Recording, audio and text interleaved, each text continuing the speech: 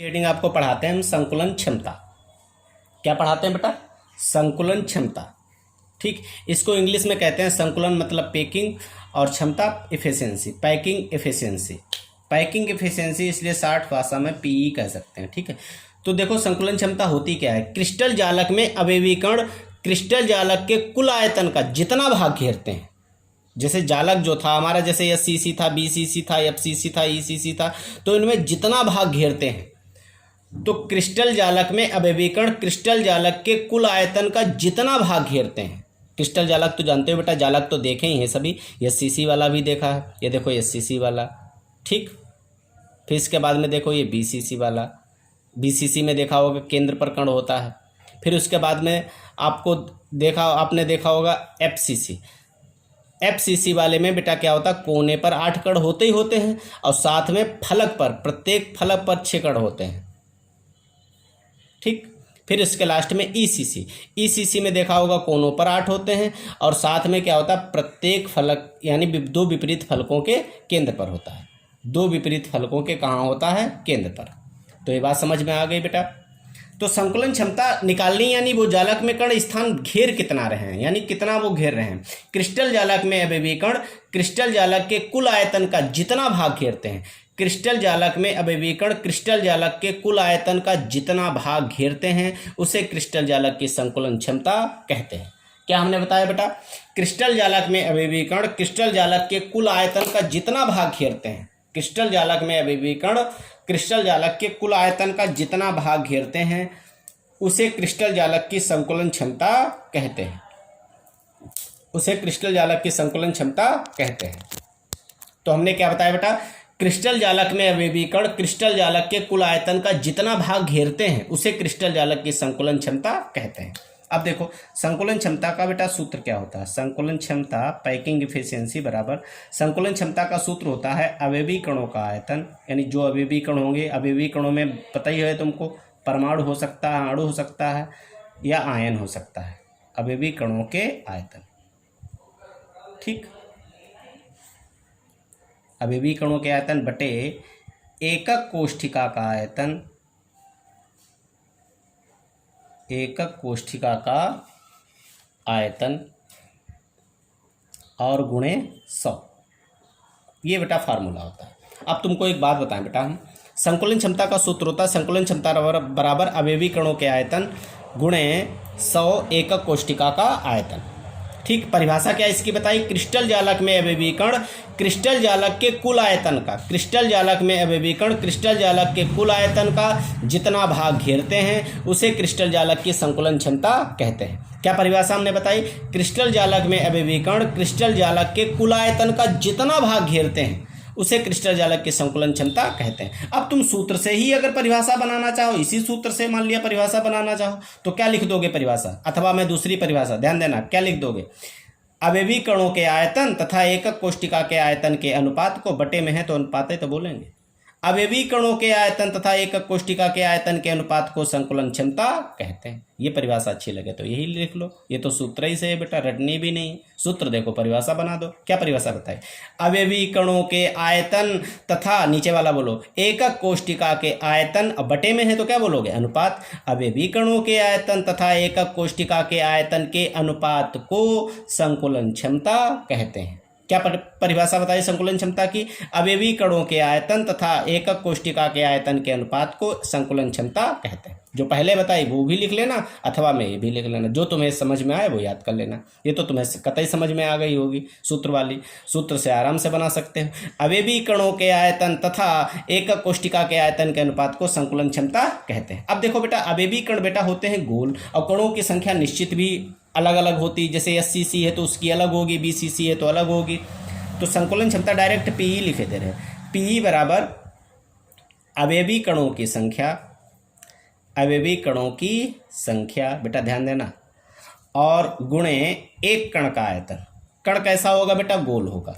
एक कण का आयतन, ये ध्यान रखना, संख्या अलग कर दी, एक कण का आयतन अलग, और बटे में क्या है? एकक कोष्ठिका का आयतन। अब तुम ये सोच रहे होगे कि ये सर कहाँ से लाए। देखो अवयवी कणों की संख्या बेटा इसलिए अलग कर दी क्योंकि अवयवी कणों के आयतन, अवयवी कण कोनों पर भी हो सकते हैं, केंद्र पर भी हो सकते हैं, फलक पर, तो उनकी संख्या अलग कर दो, जहां जहां है उनकी नंबर अलग कर दो और एक कण का आयतन अलग कर दिया, अगुणे यानी बटे में एकक कोष्ठिका का आयतन अगुणे 100। ठीक, अब हल करेंगे। अवयवी कणों की संख्या को जेड से लिखेंगे बेटा। एक कण यानी गोल होता है, गोले का आयतन जानते होगे, हाई स्कूल में पढ़ा होगा, 4/3 पाई आर क्यूब, याद है कि नहीं। बटे में आए। अच्छा, एकक कोष्ठिका कैसी होती है देखी तो खूब ही, घन आकार, घन के आकार की, तो घन जैसी होती है तो घन का आयतन क्या होगा, भुजा क्यूब यानी ए क्यूब। भुजा को ए मान लिया, त्रिज्या को आर मान लिया। भाई गोले में त्रिज्या होगी और भुजा में ए। ठीक, तो क्या लिख दिया हमने, अवयवी कणों की संख्या को जेड लिख दिया, एक कण के आयतन को 4/3 पाई आर क्यूब। ये तो समझ में आ ही रहा होगा, कण हमारा गोल होगा। भाई अभी देखेंगे चित्र, तुमको बना के देखे होंगे चित्र भी। एकक कोष्ठिका का आयतन, एकक कोष्ठिका आपकी कैसी है, घनाकार है, तो घन का आयतन कैसा हुआ, ए क्यूब। अब गुणे में क्या लिख देंगे बेटा, 100। लो ये सूत्र बन गया, पी बराबर, यही सूत्र आप याद रखो, फार्मूलों में यही काम आएगा। अभी संकुलन क्षमता अलग अलग निकालेंगे तो उसमें संकुलन क्षमता का मतलब ये हम बताएंगे कि एस सीसी में जो कण है 8 कोनों पर, तो कोष्ठिका का कितना भाग घेर रहे हैं और कितना खाली है, बीसीसी में कितना घेर रहे हैं कितना खाली है। तो समझ में आई बात बेटा हमारी। तो पी बराबर Z into 4/3 pi R cube upon A cube, वो गुणे 100। और जेड क्या है बेटा, प्रभावी कण है। जेड क्या है आपके, प्रभावी कण है। प्रभावी कण का मतलब जेड का मान देखो बेटा, जेड का मान एस सी सी अगर एकक कोष्ठिका है तो ध्यान होगा एस सी सी के लिए जेड का मान 1 होता है। तुम कहो कैसे, क्योंकि एस सी सी में बेटा कोनों पर 8 होते हैं और कोनों के लिए 1/8 से गुणा करते हैं, 8 कट के 1 ही तो आएगा। बी सी सी में याद होगा बेटा, प्रभावी कण हमने जेड बराबर निकलवाए थे, कितने थे, 2। अब तुम कहो कैसे, देखा होगा कोनों पर 8 होते हैं और केंद्र पर 1 होता है, तो 8 कट गए 1 आया, इधर का 1 जुड़ के 2 आया था। एफ सी सी में जेड बराबर कितना आएगा, 4। कैसे, कोनों पर 8 होते हैं, 8 गुणे 8 यानी आंसर 1 आया, 8 गुणे 8 आंसर कितना आया, 1। और फलक पर होते हैं 6 की गुणा 1/2 से, तो 2 3 6, 1 और 3 मिलके टोटल कितने हो गए, 4। ये रट लो बिल्कुल। एस सी सी वाला क्वेश्चन हो तो जेड का मान हमेशा 1 रखना है, बी सी सी वाला क्वेश्चन हो जेड का मान 2 रखना है, एफ सी सी वाला हो 4 रखना है। ये निश्चित है बेटा, ये कभी भी बदलेगा नहीं।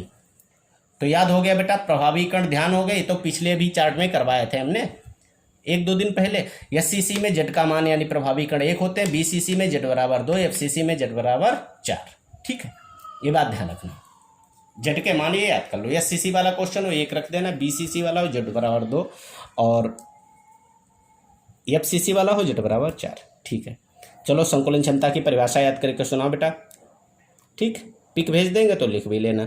अब देखो संकुलन क्षमता की क्या परिभाषा बताओगे, अवयवी कणों के आयतन तथा एकक कोष्ठिका के आयतन के अनुपात को संकुलन क्षमता कहते हैं। या दूसरी परिभाषा बता दो, क्रिस्टल जालक में अवयवी कण क्रिस्टल जालक के कुल आयतन का जितना भाग घेरते हैं उसे क्रिस्टल जालक की संकुलन क्षमता कहते हैं। चलो याद करो।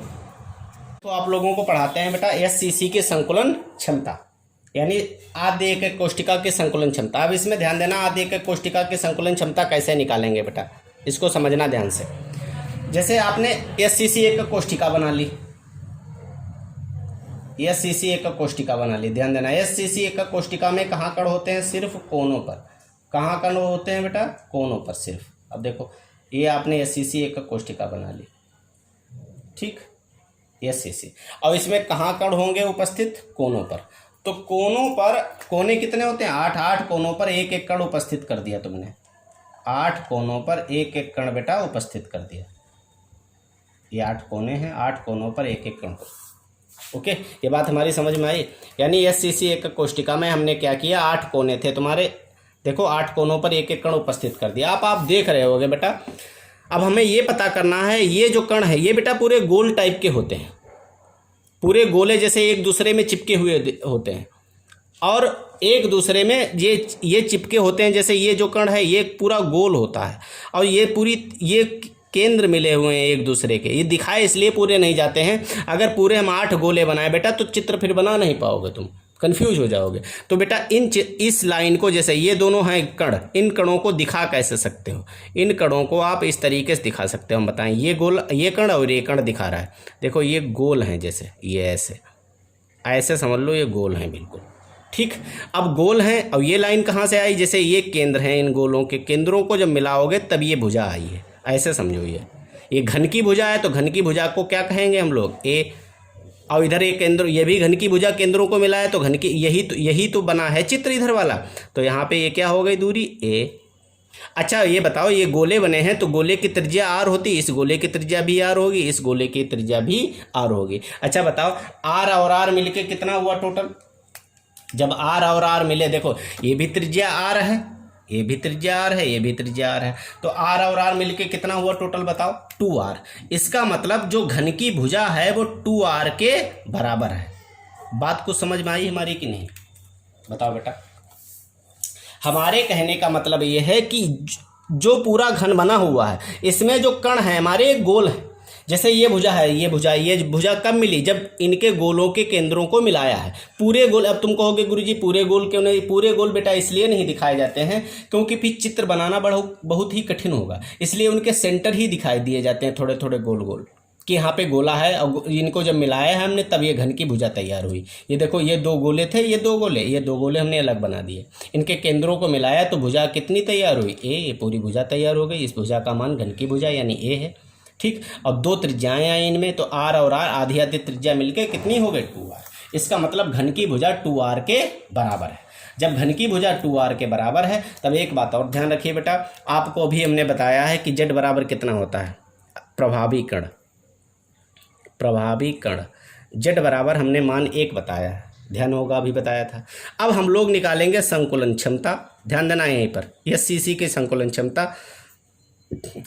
क्षमता को PE से लिखेंगे, पैकिंग एफिशिएंसी। सूत्र भी बताया था, Z गुणे, सूत्र क्या बताया था? 4/3 पाई r क्यूब और बटे a क्यूब और गुणे 100, ये सूत्र बताया था आपको। अब देखना इसमें ध्यान से, अब मान रख दो सबके, मान रख रहे बेटा z का मान, प्रभावी कण z का मान 1 कहाँ से आया? अब तुम ये भी सोच रहे होगे, देखो बेटा SCC है, SCC में 8 कोनों पर कण होते हैं, तो 8 कोनों पर कण होते हैं, 8 कोनों के लिए 1/8 से गुणा करते हैं, 8 8 कट गए, आंसर कितना आया? 1। अभी बताया था, रट लो। SCC वाला क्वेश्चन आया तो z का मान 1 रखना, BCC वाला आया z का मान 2 रखना, FCC आया तो z का मान 4 रखना। तो z का मान कितना रखेंगे? 1 गुणे 4/3 पाई लिख दिया, r क्यूब बेटा ऐसे रखा, बटे में है a का मान तुमको पता है कितना है? a का मान 2r के बराबर है, तो यहाँ पे रख दिया 2r का होल क्यूब और गुणे 100। ठीक। अब देखो बेटा, तो 4/3 पाई r क्यूब और बटे में कितना हो जाएगा? 2 की क्यूब करेंगे 3, 8 और r का क्यूब और गुणे 100। अब आप देख रहे होगे बेटा कट जाएंगे r क्यूब, तो r क्यूब आप ऊपर नीचे काट दीजिए, r क्यूब कट जाएंगे। ठीक। 4 को 2 से काट दीजिए, 4 दूनी 8। ठीक। तो देखो पाई का मान रख दीजिए 3.14 और ऊपर गुणे में 100 है, बटे में नीचे कितना है तुम्हारा? 3 दूनी 6। ठीक। अब देखो 100 से गुणा करेंगे तो 314 आएगा, बटे में 6। ठीक। 100 से गुणा करेंगे, अब तुम कहोगे दशमलव कहाँ गए? दशमलव बेटा 2 जीरो थे तो 2 अंक बाद दशमलव हट जाएगा, 314 बटे 6 बटेगा, भाग कर दो, 6 पंचे 30 और बचा 1, 6 दून 12। फिर जो है तुम्हारा 3 बार जाएगा लगभग, तो लगभग जो है मान लो 52 कितना हो गया? 4%। संकुलन क्षमता आई 52.4%। इसका मतलब जो एक कण है बेटा, अब ये भी कण ये गोल गोल से हैं, ये कण कोष्ठिका का 52.4 भाग घेरे हुए हैं। 52.4 भाग क्या किए हुए हैं? घेरे हुए हैं। अच्छा पूरा परसेंटेज 100 होता है। अच्छा 52.4 भाग घेरे हुए हैं तो बचा कितना? 100 माइनस 52.4, 100 माइनस 52.4 यानी कितना आएगा तुम्हारा? आएगा 47.6। अभी भी कोष्ठिका का 47.6 भाग खाली है। कुछ भाग हमारी बात समझे, मतलब जैसे अब तुम्हें दिखाएं थोड़ा, अब जैसे इतनी देर समझा रहे तुमको चित्र दिखाएं थोड़ा बना के, तब तुम्हारे और समझ में आए। जैसे यहाँ पे तुम क्या करो, कोष्ठिका बनाओगे इसे। ठीक। अब हमने कहा ये कण जो बनते हैं ये गोल बनते हैं। ठीक। अब हमने कहा कण गोल बनते हैं। अच्छा तुम गोला बनाओगे, ये गोला ऐसे, ये भी गोला ऐसे बनेगा, तभी तो जुड़ के भुजा तैयार हुई। अब ये देखो बेटा, ये गोले का इधर वाला भाग ये कोष्ठिका के अंदर जा रहा है और ये बेटा बिल्कुल निरर्थक है, बेकार जा रहा है। तो समझ गए कि हमारे कहने का मतलब इस संकुलन क्षमता में ये निकालना होता है, जो 8 कोनों पर गोले हैं, यानी 8 कोने हैं तो 8 गोले हैं समझो, तो 8 गोलों का कितना भाग कोष्ठिका के अंदर है और कितना भाग कोष्ठिका के बाहर है। तो आप समझ गए 52.4 भाग कोष्ठिका के अंदर है और बेटा 47.6 भाग अभी भी बाहर है। आपको समझ में आया? ये चीज़ है इसमें। अब 8 गोले ऐसे बनाओगे तो सोचो कितनी खिचपिच हो जाएगी। तभी ऐसा करते नहीं, तभी दिखा देते हैं कि केंद्र जैसा, तभी ऐसा चित्र बनाते हैं हम लोग, छोटे छोटे गोले यानी केंद्र बना देते हैं, सिर्फ सेंटर गोलों के, पूरे गोले नहीं बना के दिखाते। बट ये समझो गोलों से बनी हुई कोष्ठिका होती है। तो 2 गोलों को हमने बिना बना के दिखाया, अब समझ में आया होगा इसका इतना भाग, कितना भाग अंदर गया और कितना भाग देखा होगा, बहुत ज़्यादा भाग बाहर है। इसका मतलब 52.4 भाग कोष्ठिका के अंदर है और 47.6 भाग अभी भी बाहर है। तो संकुलन क्षमता समझ में आई सबको बेटा? कैसे निकाली हमने? यहाँ पे 2 गोले थे, 2 गोले अलग से बना दिए, दोनों की त्रिज्याएं आर आर हो गई। पूरी भुजा का मान कितना है? तो पूरी भुजा ए जब है तो आर और आर मिलके दोनों केंद्रों के दोनों त्रिज्याओं को जोड़ेंगे तभी तो पूरी भुजा तैयार होगी। तो ए बराबर कितना हो गया? 2r। ठीक, प्रभावी कण जानते हो SCC के लिए बेटा, क्योंकि SCC ही पढ़ रहे हो। SCC के लिए z बराबर 1 होता है। कैसे? दोनों पर 8 होते हैं, 8 के गुणा 1/8 से, तो 1 आएगा। संकुलन क्षमता सूत्र रख दिया, z गुणे 4/3 पाई आर क्यूब बटे ए क्यूब गुणे 100। z का मान 1 है, पाई आर 4/3 पाई आर क्यूब, ए का मान 2r है, 2r का क्यूब गुणे 100। 2r का क्यूब किया तो 8r क्यूब आया, 4 दूनी 8, 2 से आया, r क्यूब कट गया। 3.14 पाई का मान रख दिया गुणे 100, 100 से गुणा कर दी, 314/6। जब भाग करोगे 52 कितना आ जाएगा बेटा? 52.6%। ठीक, ये तुम्हारा सॉल्व हो गया। ठीक है, समझ में आया होगा डेरिवेशन बेटा? चलो लगा के दिखाओ फटाफट इसको।